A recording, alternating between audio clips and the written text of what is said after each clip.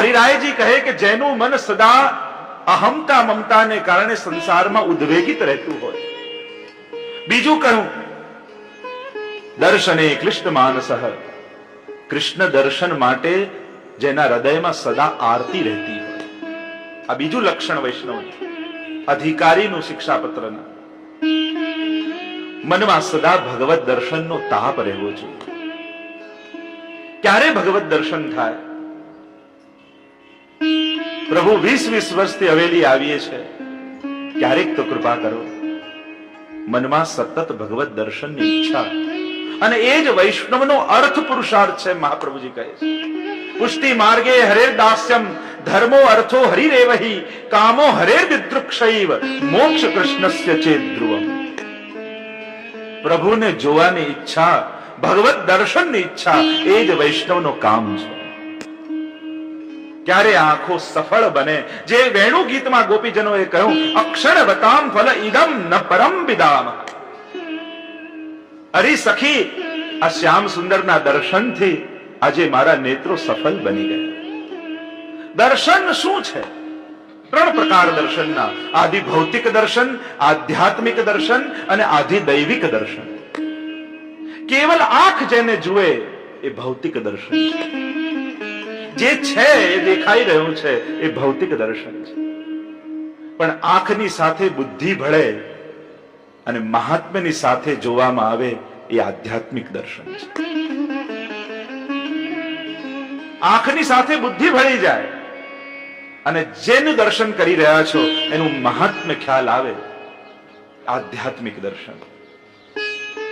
અને આંખની સાથે બુદ્ધિ, અને બુદ્ધિ પણ ની સાથે હૃદયમાં ભીંજાયેલી બુદ્ધિ, હૃદયનું પ્રધાનતા જેની સાથે આવી જાય, અને એ થાય આધિ દૈવિક દર્શન, જેમાં ભાવ ભળી જાય.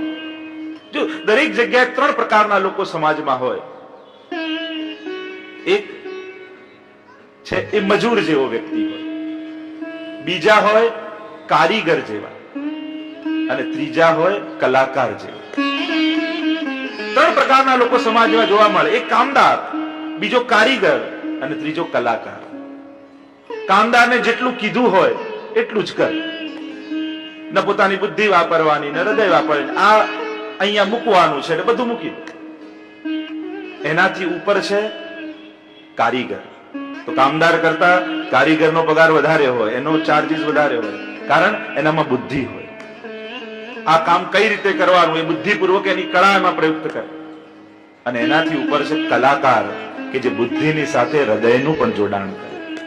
તો આમ જે દર્શન કરી રહ્યા છો એને આધિદૈવિક દર્શન, પ્રભુના મહાત્મ્યની સાથે એમના દર્શન કરવા, એ આધ્યાત્મિક દર્શન છે. પણ પ્રભુના રસમય સ્વરૂપને જાણી જે મનોરથના દર્શન તમે કરવા ગયા છો, એ સમગ્ર લીલાઓના રસને હૃદયમાં પધરાવી અને પછી દર્શન કરવા, એ આધિદૈવિક દર્શન છે. તો આવા આધિદૈવિક દર્શન માટે જેનું હૃદય સતત તપતું રહે છે. આપણા વાર્તા સાહિત્યમાં તો જુઓ, ચૌડાની વાર્તા આવે ને, રાજભોગના દર્શનનો એનો નિયમ, રોજ રાજભોગના દર્શન કરે. એકવાર કંઈક અવેર થઈ ગઈ, દોડતા દોડતા મંદિરની સીડીઓ ચડવા ગયા અને ત્યાં તો રાજભોગના દર્શનના દ્વાર બંધ થઈ ગયા. એવો તાપ મનમાં થયો, પ્રભુ મારાથી કયો અપરાધ થયો, આજે આપના દર્શન નહીં થાય. એવો તાપ થયો, નિજ મંદિરની પાછળ જઈ દિવાલ પર માથું પછાડવા લાગ્યા. ઉપર નીચેથી માથું પછાડવા લાગ્યા. અરે પ્રભુ મારાથી કયો દોષ, કયો અપરાધ થયો? એવો તાપ ચૌડાના હૃદયમાં થયો. અંદર નિજ મંદિરમાં રહેલા શ્રીનાથજી બાવાથી સહન ન થયો. પોતાની છડી ખંડપાટ પર પડેલી ઉઠાવી શ્રીનાથજી બાવાએ, અને છડી ઉઠાવીને દિવાલ ખોદવા લાગ્યા શ્રીનાથજી બાવા. દિવાલ ખોદી એમાં બખોલ કર્યો અને એમાંથી ચૌડાને દર્શન કરાવ્યા. એમ આપણે તો કરીએ, પણ જ્યારે દર્શન આપવાની તત્પરતા પ્રભુમાં થાય ત્યારે સાચા અર્થમાં દર્શન થયા. એ પૂર્વના સ્ત્રી પુરુષની વાર્તા આવે 252 ની વાર્તામાં. છેક બંગાળ તરફથી શ્રીનાથજીના દર્શન કરવા આવ્યા. દર્શન કરવા આવ્યા તો ખરા, પણ એટલી બધી ભીડ શ્રીનાથજીના દર્શનમાં, ઊંચા થઈને દર્શન કરવા જાય, પણ શ્રીનાથજી બાવાની ઝાંકી થતી નથી. એવો તાપ હૃદયમાં થયો એ સ્ત્રીને. અરે પ્રભુ, આટલી દૂરથી આપના દર્શને આવ્યા, શું આપની કૃપા નહીં થાય? એવો તાપ થયો કે શ્રીનાથજીથી સહન ન થયું, અને ઇતિહાસ એમ કહે છે કે શ્રીનાથજી બાવાએ ભીડમાં છલાંગ લગાવી, અને ભીડમાં છલાંગ લગાવી એ સ્ત્રીનો હાથ પકડી અને સદૈવ નિત્ય લીલા ધામમાં લઈ ગયા. આ છે દર્શને કૃષ્ણ માનસ. જેને દર્શનની આવી તત્પરતા છે, જેના હૃદયમાં આવો તાપ છે, એ ગજ્જન ધાવન અક્કાજીએ કેવલ બીડા લેવા મોકલ્યા અને ત્યાં એવો તાપ થયો કે મૂર્છિત થઈને પડી ગયા. કુંભનદાસજી પોતાના દીકરાના મૃત્યુના સમાચાર સાંભળીને મૂર્છિત થઈ ગયા. લોકો વાત કરવા લાગ્યા, જો પુત્રનો મોહ તો કોઈને છોડતો નથી. ગુસાઈજીએ કહ્યું કે આટલા માટે મૂર્છિત નથી થયા, મૂર્છિત તો એટલા માટે થયા કે સૂતક લાગ્યું ને હવે શ્રી બાબાના દર્શને નહીં અવાય. અને ગુસાઈજીએ કહ્યું, કુંભનદાસ શ્રીનાથજી બાબા કે દર્શન કરવે ચલો. અને જ્યાં આટલું બોલ્યા ત્યાં તો કુંભનદાસ ઉભાર થઈને પ્રસન્ન થઈને સાષ્ટાંગ દંડવત પ્રણામ ગુસાઈજીને કરી. વૈષ્ણવના હૃદયની તો હે પ્રભુ ચરણ આપ જ જાણી શકો છો. દર્શને ક્લિષ્ટ માનસ. વૃત્રાસુર પણ એ જ કહે છે ને, વૃત્રાસુર ચતુશ્લોકીમાં કામ પુરુષાર્થ બતાવતા વૃત્રાસુર કહે કે વૈષ્ણવનો કામ કયો. અને વૃત્રાસુર બોલ્યા, વૃત્રાસુર કહેવા લાગ્યા, પ્રભુ આપના દર્શન માટે એવો તાપ મારા હૃદયમાં આવે. પ્રભુ કહે, કેવો? અજાત પક્ષાયો માતરમ ખગા. જેમ પક્ષીના નાના નાના બચ્ચાઓ હોય અને ચકલી એની માં એના ઘોંસલામાં ભૂખ્યા બચ્ચાઓને રાખીને ચણ લેવા માટે ગઈ હોય, અને જ્યારે ચણ લઈને આવતા એ ચકલીને એની માને જોઈ એના બચ્ચાઓ ચીચિયારીઓ કરીને આખા આકાશને ગુંજવી નાખે. એ પ્રભુ આપના દર્શન માટે આવો તાપ મારા હૃદયમાં જાગે. આ કામ પુરુષાર્થ વૈષ્ણવનો. કામો હરેર્દૃક્ષ. પ્રભુને જોવાની તત્પરતા એ જ વૈષ્ણવનો અલૌકિક કામ છે. પણ વિચાર થયો, પાકો ફૂટી જાય પછી બચ્ચાઓ રાહ નથી જોતા. બીજું ઉદાહરણ આપ્યું, સ્તન્યમ યથા વત્સ તરાક્ષધારતા. વાછરડું ભૂખ્યું થયું હોય ને ગાયને લઈને ખેડૂત વનમાં ગયો હોય ગાયોને ચરાવવા. બાંધેલું વાછરડું માની પ્રતીક્ષા કરતું હોય, અને જ્યાં માને આવતું જોયે ને ખેડૂત વાછરડાને છોડે. કૂદકા મારતું મારતું પોતાના માની આસપાસ કૂદતું હોય વાછરડું. હે પ્રભુ, આપને મળવા માટે આવો તાપ મારા હૃદયમાં આવે. પણ થયું કે દૂધ પીવાનું છોડી દે પછી વાછરડું રાહ નથી જોતું. કહ્યું, પ્રિયમ પ્રિયેવ વિષિતમ વિષણ્ણા. એક પ્રિયા પોતાના પ્રિયતમની જે પ્રતીક્ષા કરતી હોય, પ્રભુ આવો તાપ મારા હૃદયમાં આપના માટે જાગે. દર્શને ક્લિષ્ટ માનસ. પ્રભુના દર્શન કઈ રીતે થાય? નખ શિખ દર્શન થાય અને આંખો બંધ કરીને શિખાથી નખ સુધીનું અનુસંધાન કરાય. લોચન ભૃંગ પીએ ઘણું તે પ્રગટ મુખ મકરંદ છે. દ્વિતીય શિક્ષા પત્રમાં તો હરિરાયજી આપણને પ્રભુના નખશીખ દર્શન કરાવે છે કે આ પ્રભુ છે કેવા. એક એક શ્રૃંગાર એક એક ભાવનાઓ સાથે છે. ગોપીજનો પણ ગોપી ગીતમાં ગાતા કહે છે ને, गोपियां जब प्रभु गायों को वन से चराते हुए गोकुल पधारते हैं और गायों की खुर्रत से आप्लावित आपका श्रीअंग, बिखरे हुए केस, आगे गाय पाछे गाय, इत गाय उत गाय, गायों के मंडल में वेणुनाद करते हुए प्रभु जब गोकुल की ओर पधारते हैं और गोपियां कहती हैं, ऐसे श्रीअंग का दर्शन करके प्रभु जब हमारे नेत्र होते हैं, ये पलक बंद होती है, तब पलक बनाने वाला वह ब्रह्मा हमको जड़ दिखाई देता है. देवताओं में पलक होती નથી, પણ ભગવત દર્શનની ઈચ્છા પણ ક્યાં હોય છે? અમારી અંદર ભગવત દર્શનની ઈચ્છા છે તો પછી આ પલક બનાવી કેમ? ત્રુટીર યુગાયતે. ત્રુટી કેટલો સમય કહેવાય? કમળના પત્તા પર સોઈ ભોંકો ને એટલા સમયને ત્રુટી કહેવાય. અને એટલો સમય પણ પ્રભુને જોયા વગર જાય તેમ લાગે જાણે યુગો વીતી ગયા હોય. એવો તાપ મારા મનમાં આવે. કૃષ્ણ દર્શને કૃષ્ણ માનસ. જે શિક્ષાપત્રમાં હરિરાયજી કહે છે, આ શિક્ષાપત્રનો અધિકારી કોણ છે? જેના હૃદયમાં આવો તાપ છે, ભગવત દર્શનની આવી ઈચ્છા છે, જેના મનમાં ક્ષણવાર પ્રભુથી દૂર થાય ને એને મૂર્છા આવી જાય, એવો તાપ. વાર્તા સાહિત્યમાં તો પ્રસંગ આવે છે, એવા એવા ભગવદીઓ છે કેવલ અનવસર કરાવવા માટે ટેરો લે, અને ટેરો લે ને એટલા સમય પણ પ્રભુના દર્શન ન થાય, મૂર્છિત થઈને ભગવદી પડી જાય. રાતના સૂતા સમયે પણ ભગવદ નામનું જ ઉચ્ચારણ થયા કરે. શેઠ પુરુષોત્તમ દાસના બેટા ગોપાલદાસ સેવામાં એવા મગ્ન રહેતા, આખો દિવસ સેવામાં લાગેલા રહે. રાત્રિના સમયે નિજ મંદિરની બહાર જે ઉંબરો હોય ને એમાં જ માથું રાખીને સૂઈ જાય.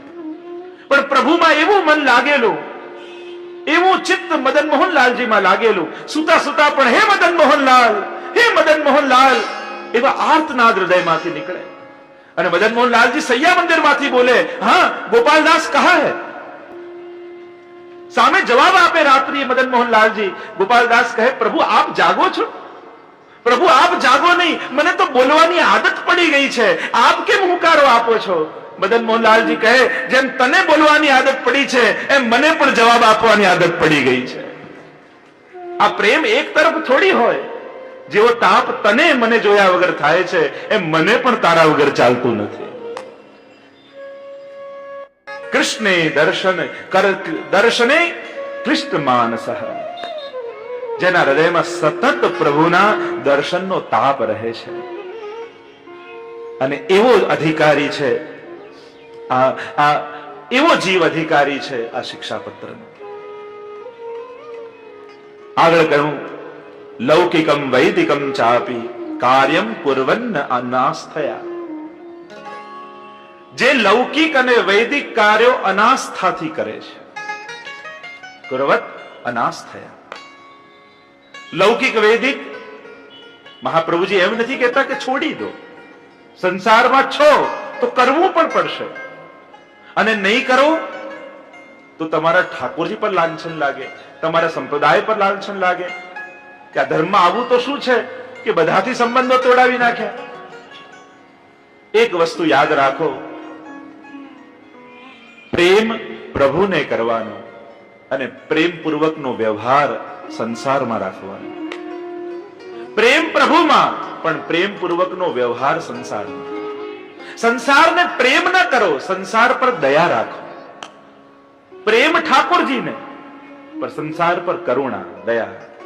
ના બધા આપણા જીવો છે. ધર્મ એ જ શીખવાડે, કાં બધાને પ્રેમ કરો કાં કોઈને ન કરો. આ મારા ને એમને પ્રેમ કરું, આ મારા નહીં ને એમને ન કરવું. આ મામકાહ જ્યાં આવે ને ત્યાં યુદ્ધ થાય. જે ભગવદ ગીતામાં આવ્યો ને શબ્દ પહેલો જ, ધૃતરાષ્ટ્ર બોલ્યો, ધર્મ ક્ષેત્રે કુરુક્ષેત્રે સમવેતા યુયુત્સવઃ મામકાહ પાંડવાશ્ચૈવ કિમ અકુર્વત સંજય. આ મારા અને પાંડવો શું કરી રહ્યા છે? અને આપણે જેવું બોલીએ ઠાકોરજી એવું કરે.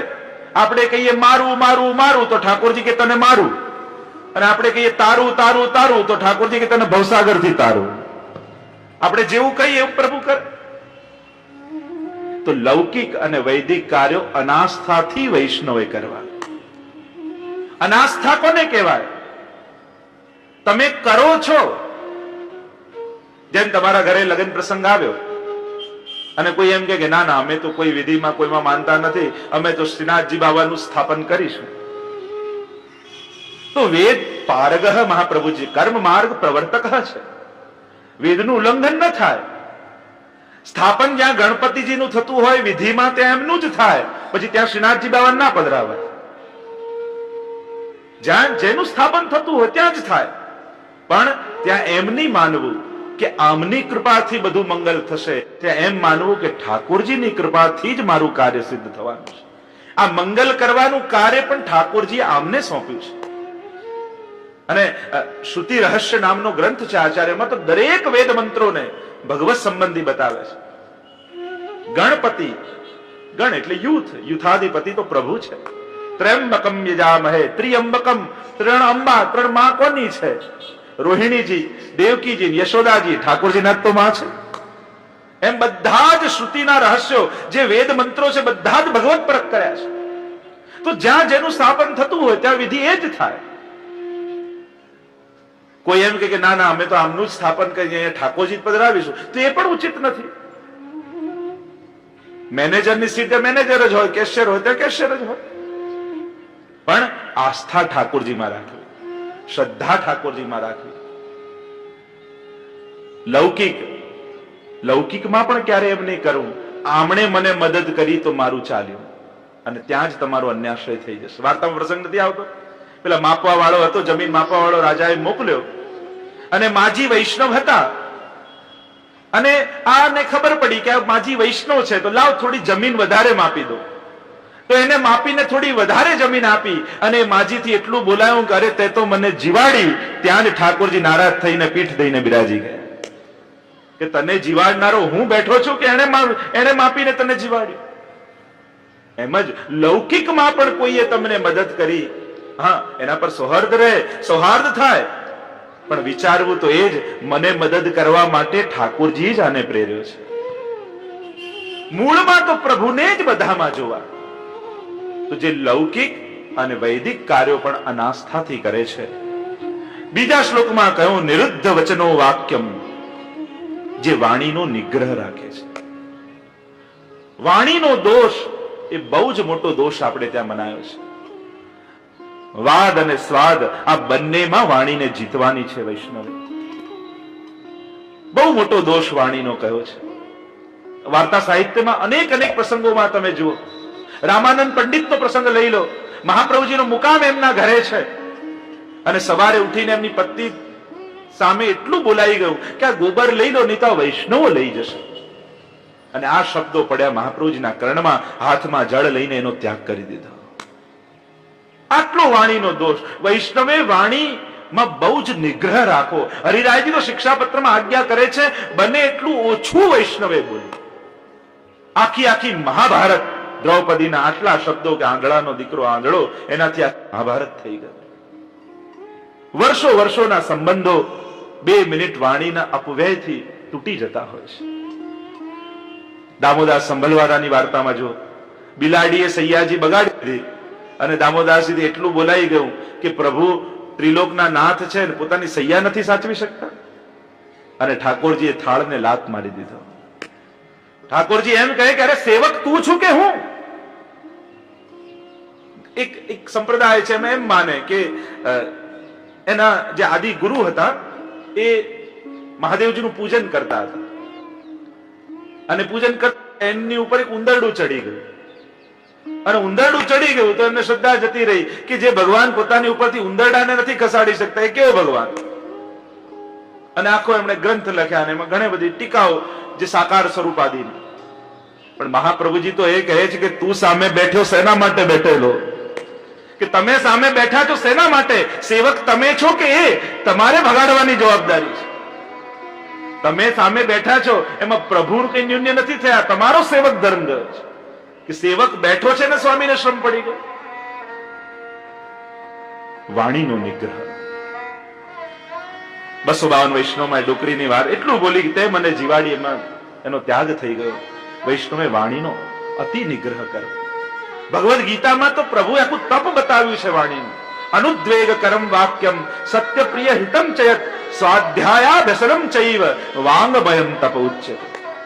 વાણીનું તપ પ્રભુ બતાવે છે ભગવદ ગીતામાં. કેવી વાણી વૈષ્ણવે બોલી? ऐसी वाणी बोलिए मन का आपा खोल, औरन को शीतल करे आपहु शीतल हो. અનુદ્વેગ કરમ વાક્યમ. પહેલું તપ વાણીનું. તમારી વાણીથી કોઈને ઉદ્વેગ ન થવો જોઈએ. યસ્માન નો દુજતે લોકો લોકાન નો દુજતે છે. એવી વાણી બોલો કે તમારી વાણીથી કોઈનો ઉદ્વેગ ન થાય. ઘણા કે ને આપણે પાછળ વાત ના કરીએ, આપણે તો સીધે સીધું મોઢા પર કહી દઈએ. તે પણ કઈ બહુ સારું લક્ષણ નથી. તમારામાં એટલું ઊંડાણ નથી, એટલી ગહેરાઈ તમારી અંદર નથી કે કોઈની વાતને પચાવી શકો. એ કઈ સારું લક્ષણ નથી. સીધું મોઢા પર, હા, મોઢા પર એ જ કહી શકે જેને મોઢા પર સાંભળવાની તૈયારી હોય. તમને કોઈ કહે છે ગમે છે? અનુદ્વેગ કરમ વાક્યમ સત્યમ, સાચું બોલવું. પ્રિયમ હિતમ, હિત કરનારું બોલવું. વાણી મધુર હોવી જોઈએ. કડવી વાત પણ મીઠાશથી કહેતા આવડવી જોઈએ. કડવા બનીને જ કોઈને સુધારી શકાય જરૂરી નથી. મધુરતાથી સારી વાતો કહેતા શીખવી જોઈએ. આપણે સત્યને એટલું બધું કડવું કરી નાખ્યું છે કે લોકો એમ બોલે સત્ય તો કડવું જ હોય. ના ના, કડવું બોલવા માટે આપણે સત્યનો દુરુપયોગ કરીએ છીએ. મધુર બોલવું, મીઠું બોલવું. એક ભાઈ દિવાસળી સળગાવતા તો સળગે નહીં. તો પેલા કહું કે આની જીભને અડાડ, હમણાં સળગી જશે. જીભને અડાડીને સળગી જાય કે આખા ગામ હળગાવી દીધા છે. પ્રિય બોલવું, એક એવું કહેતા ને કે એક આખો પરિવાર એવું કડવું બોલવા વાળો, અને પિતા માતા અને દીકરો ત્રણે બોલે તો એક ગાળે બે કટકા. હવે રાજાનો ખાસ મિત્ર, હવે રાજાનો મિત્ર એટલે રાજાએ નવો મહેલ, તો મહેલ બતાવવા માટે પોતાના મિત્રને બોલાવ્યો, અને મિત્ર આવ્યો, આખું મહેલ બતાવ્યો, અને આખું એક એક ઓરડા ખોલી ખોલીને બતાવ્યા. છેલ્લે બહાર આવ્યા, કહ્યું, રાજાએ પૂછ્યું, કેમ મિત્ર, મારો મહેલ કેમ લાગ્યો? અને આ બોલવામાં એવું કરો કે બાકી બધું તો ઠીક છે, પણ આ મેઇન ગેટ બહુ નાનો બનાવ્યો છે, તું મરી જઈશ તો તારી અર્થી કેમ બહાર નીકળશે? અને જ્યાં આટલું બોલ્યો, રાજાને આવે ગુસ્સો કે આખો આટલો સરસ મહેલ ને તને મારા મરવાની ચિંતા થાય, મારા મરવાનો વિચાર કરે છે. સિપાહીને બોલાવીને કહ્યું, આને હમણાં જેલમાં નાખો. અને જેલમાં નાખ્યો. હવે નહીં, સાંજ પડી ગઈ, એની પત્ની રાહ જોઈ કે હજી આવ્યા નહીં, રાજાનો મહેલ જોવા ગયેલા. લાવ હું જઈને તપાસ કરું. અને પત્ની તપાસ કરવા માટે આવી. રાજાને પૂછ્યું કે ક્યાં છે મારા પતિ? તો કે કેવા છે તમારા પતિદેવ? આખો મેં મહેલ બતાવ્યો ને કહ્યું કે આ દરવાજો નાનો છે, તમે મરી જશો તો મારી લાશ બહાર કેમ નીકળશે? આના પત્ની એવા, એને કહ્યું કે એ છે જ એવા, એમને શું ચિંતા, કકડા કરીને બહાર કાઢશે, એમાં એમને બોલવાની શું જરૂર છે? રાજાને આવે ગુસ્સો કે મારી સાથે. સિપાહીને કહ્યું કે આને પણ અંદર નાખો. બંનેને અંદર નાખ્યા. તો પેલો એકનો એક દીકરો રાહ જુએ કે મારા મમ્મી પપ્પા ગયા ક્યાં. બા બાપુજીને ગોતતો ગોતતો આવ્યો મહેલમાં, અને રાજાને પૂછ્યું કે મારા બા બાપુજી ક્યાં ગયા? રાજાએ કહ્યું કે તારા બા બાપુજી છે કેવા? શું થયું? કે તારા બાપુજી એમ કે મરી જશો પછી કેમ બહાર કાઢશે? તારા બા એમ કે કકડા કરીને બહાર કાઢશે. દીકરાએ કહ્યું, મારા બા બાપુજી છે જેવા, એમને વચ્ચે પડવાની શું જરૂર? જેને અમને મરી જાય તો અરે મહેલની અંદર જ ઠૂકી મારવા જોઈએ, બહાર કાઢવાની જરૂર ક્યાં છે?